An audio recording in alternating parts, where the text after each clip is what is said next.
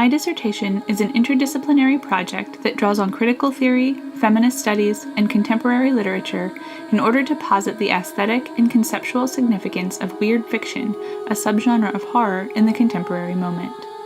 Within critical theory, the rise of what has been called the nonhuman turn, which covers a range of new materialisms and realisms, has piqued scholarly interest in speculative genres concerned specifically with the limits and possible ends of the human. At the same time, methodological debates within literary criticism have put pressure on both historical critique and hermeneutics as dominant methods.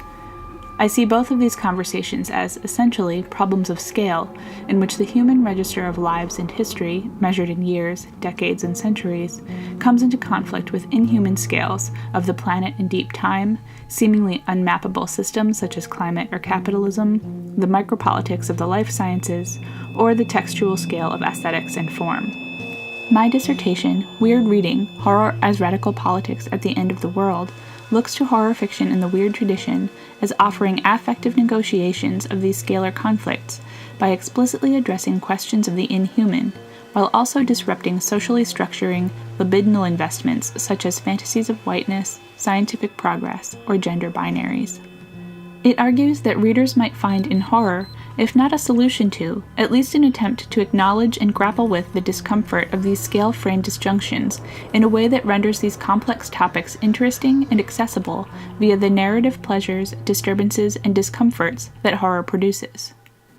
It should therefore make a meaningful contribution for those interested not only in horror, but also in methodological debates and questions about the non-human within literature and cultural theory writ large. I'd like to take a moment to acknowledge and thank my dissertation committee for their support on this project, my advisor, Claire Colebrook, Susan Squire, Rosemary Jolly, and Matt Tierney.